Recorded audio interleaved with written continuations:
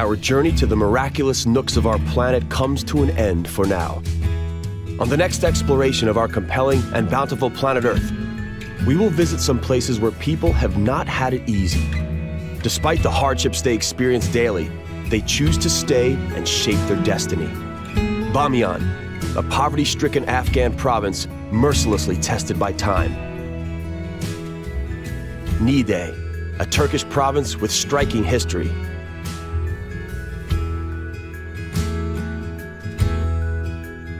And Patagonia, the rough land at the very end of the world. That's all right here on Miracles of Nature. We hope you'll join us.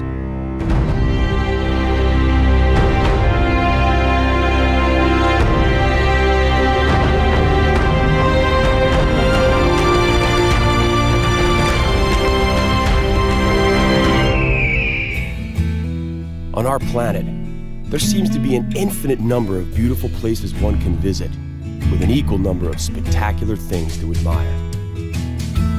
It requires nothing more than a curiosity to observe what is all around you.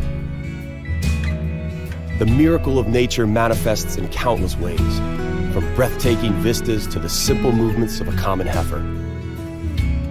The purpose of this program is to present you with the extraordinary diversity of our miraculous blue planet so that you can discover these things for yourself. Today we will visit some places where people haven't had it easy. Despite the hardships they experience daily, they choose to stay and shape their destiny. Bamiyan, a poverty-stricken Afghan province mercilessly tested by time. Niğde, a Turkish province with striking history. And Patagonia, the rough land at the very end of the world.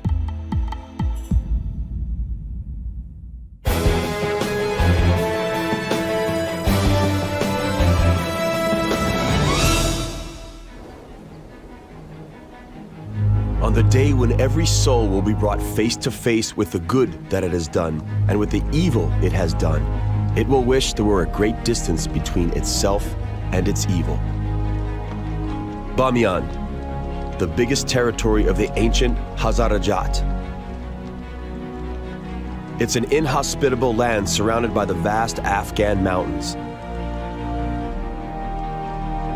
So frigid are these places that it would burn and scorch and torture a person just as the severest fire would, and worse.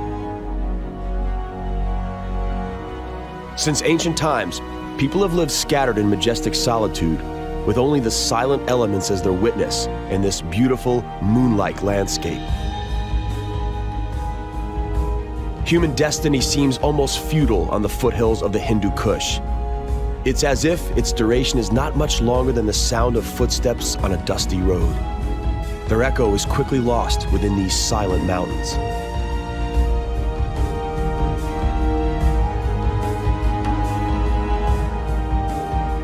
The whimsical cold wind continuously shapes the landscape into new shapes and chisels abstract sculptures out of the rocks.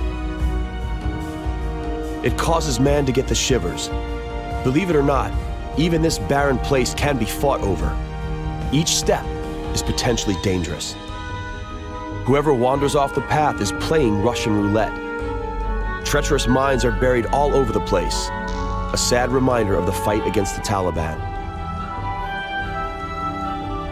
Before winter sets in, with the soil cracked and parched in the distance, like a desert mirage, life-giving water murmurs. It is the waterfall on the river Bande Amir. Even at the height of summer, the water temperature is only 2 degrees Celsius. Icy winds and the freezing water flow result in stalactites growing in all directions.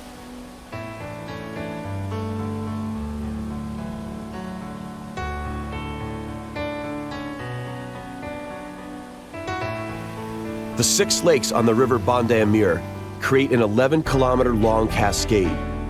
This is the work of nature. Water from melting snow permeates the surrounding limestone and dissolves the minerals. For this reason, the lake contains a mild calcium carbonate solution which reacts with the water plants.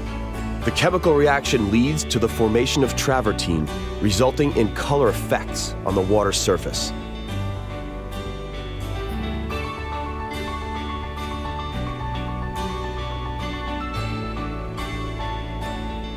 Each of the lakes ends in a natural dam overgrown with moss, over which the water flows toward the next lake. The current is at its strongest just below such a dam, and so can easily propel even a plunge mill.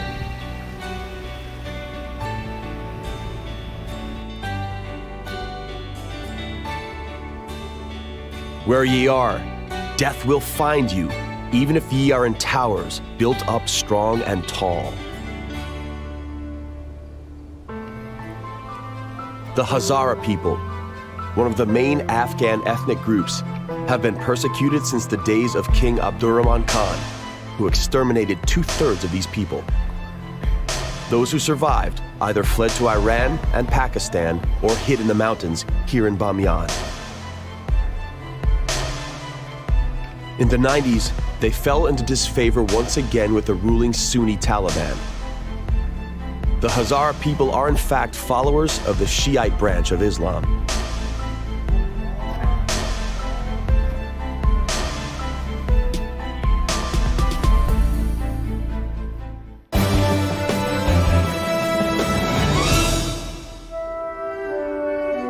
Dawn is breaking over Bamiyan, the province's capital. People rush to work and do other obligations through the early morning mist.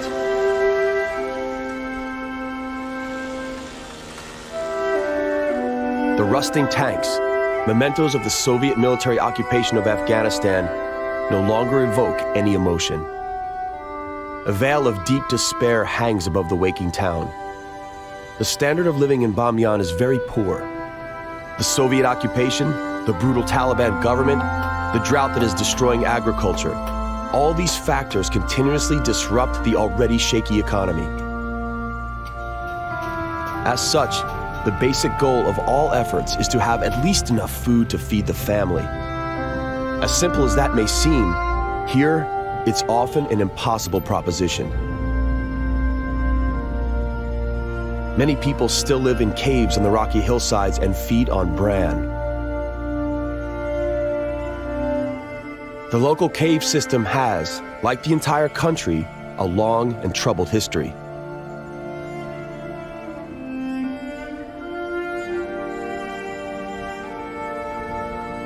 Children. Despite their unfortunate fate, they amuse themselves just like their kind anywhere else in the world. Perhaps they have a better future in store for them. Let's hope so.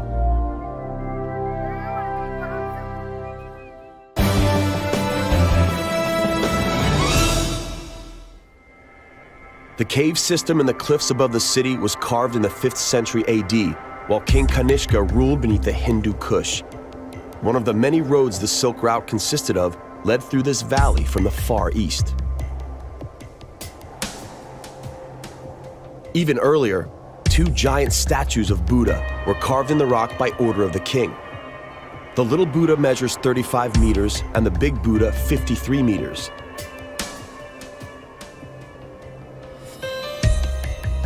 Work on the 2 statues took the better part of 100 years, which adorned this place for the following 15 centuries. The narrow-minded interpretation of a part of the Quran, however, claims that it's inappropriate for man to depict faces. In 2001, backed up by this argument, the members of the Taliban carried out something that the world found difficult to comprehend. The statues were blasted away by these fanatics. A similar bitter fate also awaited so many beautiful and rare paintings. What wasn't destroyed during the plundering raids of Genghis Khan, what made it through countless wars and the Russian invasion, fell on the altar of fanatical beliefs. This damage is immense and irrevocable. It's hard to say what the result of efforts by local and international organizations to restore the monument will be.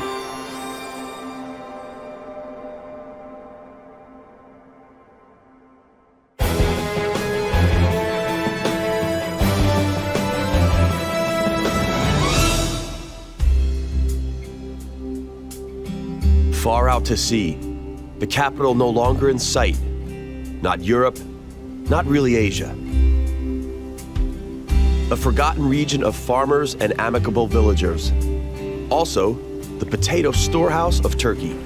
This is the province of Niğde. The Ilari Ravine winds like a 16-kilometer-long incision through the surrounding countryside. A vast grove of poplars reaches to the sky like green arrows.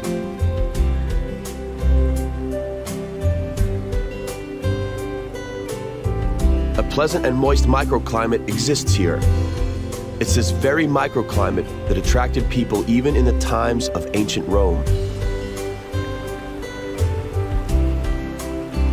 The gorge boasts a number of very unique curiosities. The weeping trees, willows in particular, are one source of them. They produce so much sap that it seems to drip out spontaneously.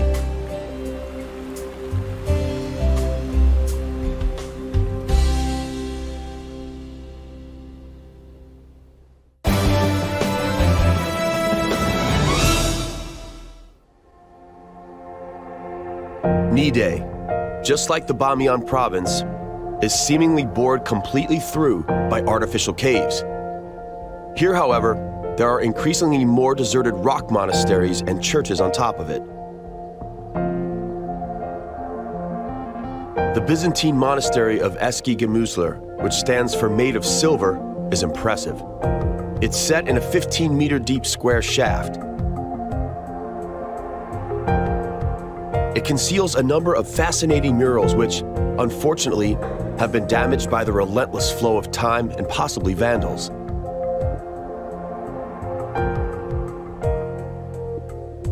In addition, it boasts a perfectly preserved three-nave church depicting the Virgin Mary with the baby Jesus.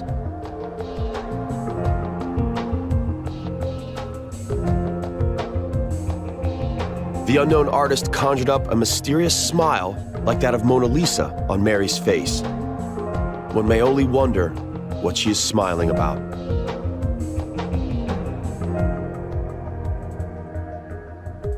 In the eastern corner of the Ilari Ravine lies the parish of Selin that abounds in strange rock structures and stone pyramids that are inaccurately referred to as magic chimneys for lack of a better name.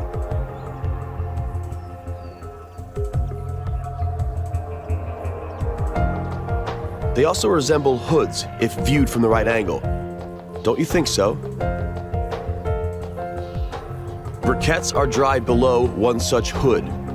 They are 100% natural, we shall say. In Turkish, they are called Turkish tezek, which more or less corresponds to the English word turdy. It is made by forming dung and straw, using a circular mold and leaving it to dry in the sun. It's dried on stones, walls, roofs, anywhere really. A few weeks later, the briquettes are a ready-made fuel. They're used in stoves as well as ovens because there's no coal in the region.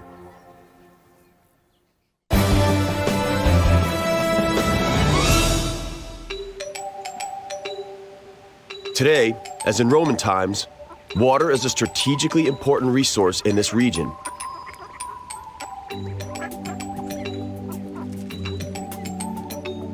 A very long ancient aqueduct wound its way from the artificial reservoir all the way to Tiana, which today is a suburb of the city of Bor. It bears the same name as the province.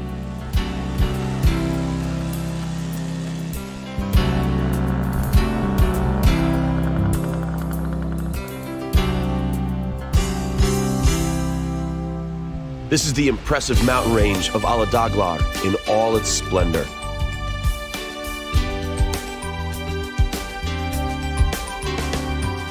In its foothills lies the village of Badımdere, known for its fruit orchards and beekeeping.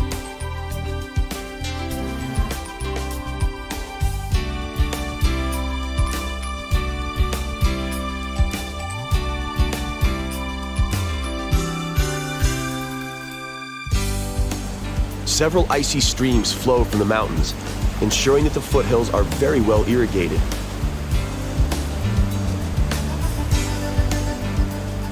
Thus, Literally anything can grow here.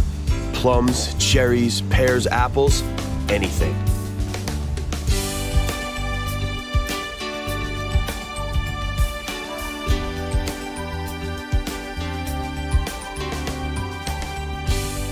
The rough terrain below the Tsukurbag mountain is a temporary home to nomadic shepherds. The herdsmen spend their nights on the pastures while their wives and children sleep in makeshift camps.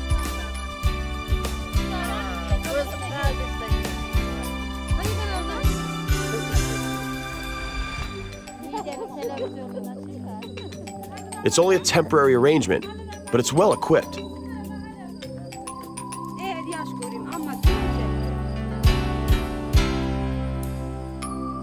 The shepherds and their families are just one part of this beautiful and historic place, from which we must now say goodbye.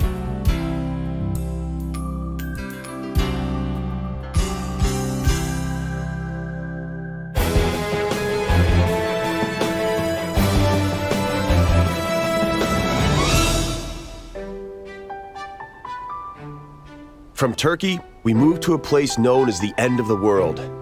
And no wonder. Patagonia, a virgin land at the very tip of the South American continent, consists predominantly of seemingly infinite distances over which beautiful flocks of flamingos soar.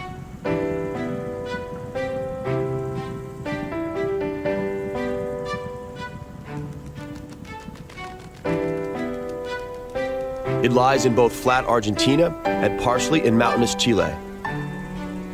Despite its overall remoteness, people have found their way here and managed to become naturally integrated into this inhospitable landscape. The people achieve this by learning to employ the ever-present forces of nature, such as the speed of wind, which sometimes blows 120 kilometers per hour.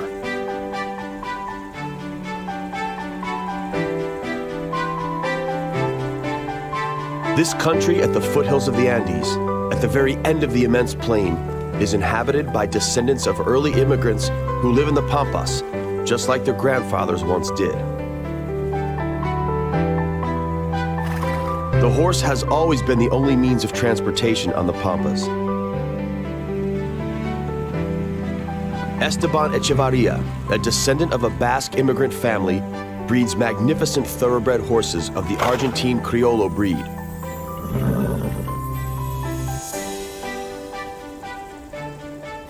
He owns dozens of them, and surprisingly, complains of a lack of space. Apparently, he only inherited a mere 2,000 hectares from his ancestors. This is something difficult to imagine people elsewhere lamenting.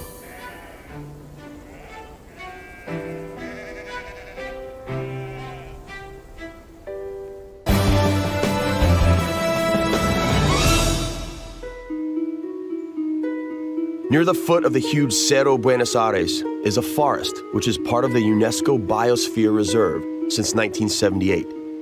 People in Patagonia fortunately understand that such great natural treasures must be protected.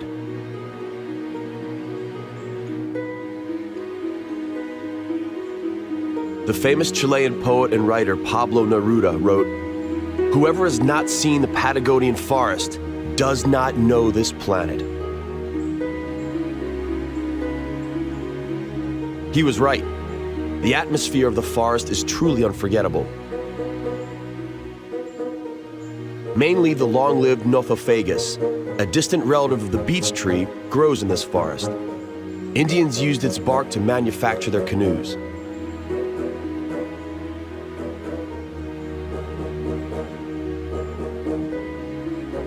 Their trunks are covered in hanging mosses and beard grass, while down in the thicket of cranberries, life pulsates.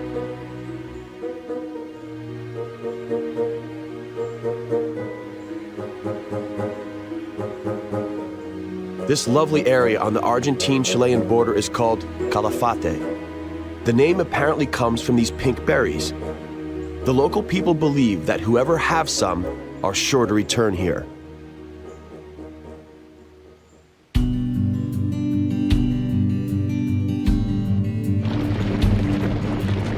In Patagonia, you are bound to encounter cowboys, but beware.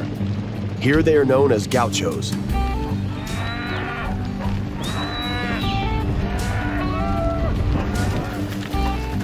This is Facundo, who looks after 400 head of cattle. All he needs are 2 horses and 10 dogs as helpers.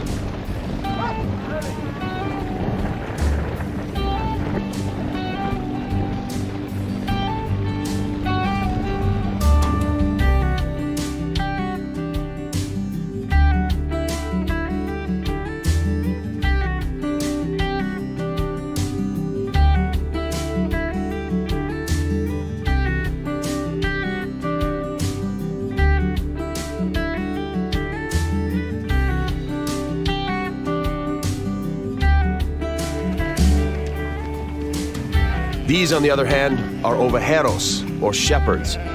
Wearing stylish leather doublets and red berets, they care for a herd of 2,000.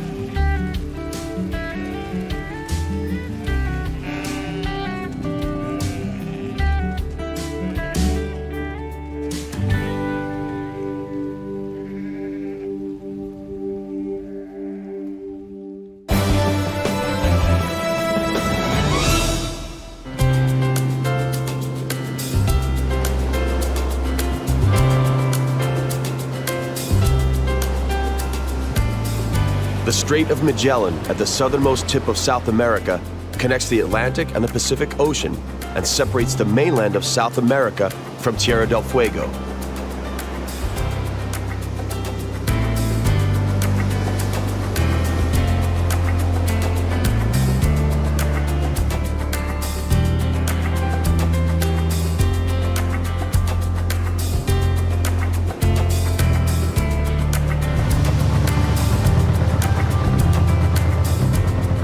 The shores are dotted with shipwrecks that have fallen victim to the treacherous weather conditions.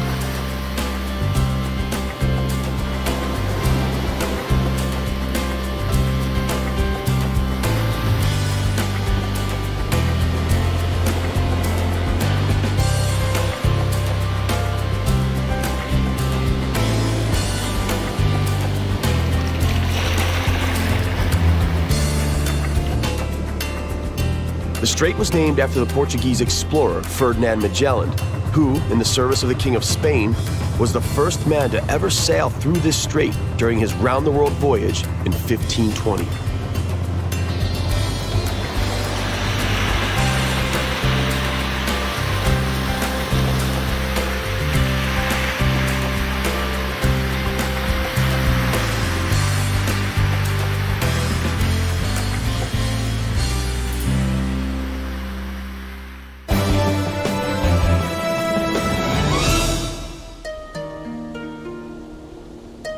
The Torres del Paine National Park is a beautiful piece of nature, whose perfection was affected by man. A few years ago, much of the forest was destroyed by a catastrophic fire caused by a careless tourist. And so the original Patagonian forest will never again grow on the slopes near the Lake Amarga.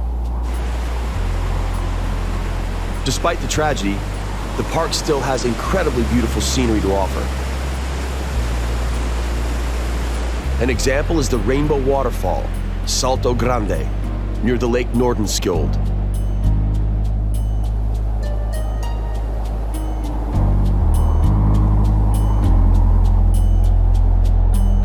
This area is the home to the guanaco llamas.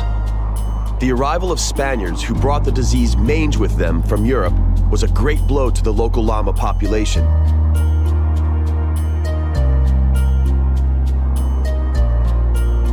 The guanaco llamas fortunately survived, and so we may still admire their romantic courtship dance today.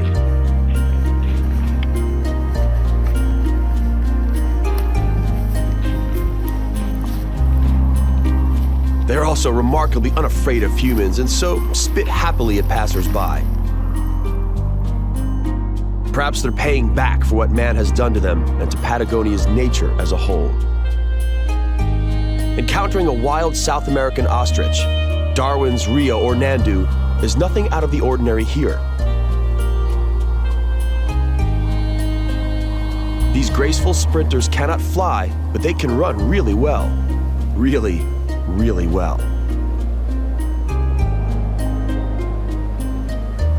We now part with this harsh yet beautiful end of the world, wishing that its people as well as its animals, farewell.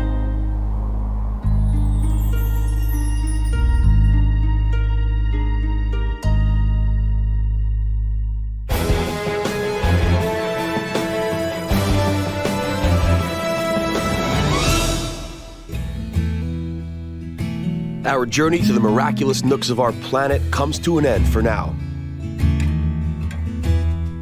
On the next exploration of our compelling and bountiful planet Earth, we'll travel all the way to Thailand and Sri Lanka. In Buddhist Thailand, we'll find out a thing or two about local culture, followed by a trip to the magical and famous island of Phuket. Some 30 kilometers south of India lies an island that has been known by many names throughout history. The Indian elephant lives in Sri Lanka.